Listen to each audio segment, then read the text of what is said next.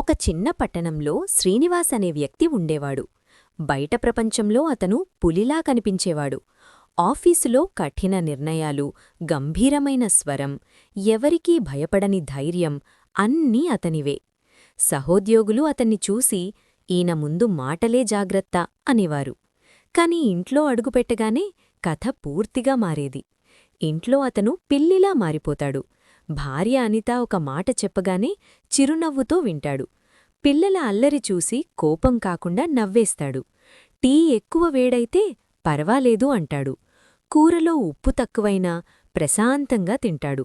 బయట పులిలా ఉండే అతని గర్జన ఇంట్లో ప్రేమగా మ్రోగే మృదువైన స్వరంగా మారేది. ఒకరోజు స్నేహితుడడిగాడు, ఇంత తేడా ఎందుకు? శ్రీనివాస్ నవ్వుతూ చెప్పాడు, బయట బలంగా ఉండాలి, ఇంట్లో మృదువుగా ఉండాలి. అదే నిజమైన బలం.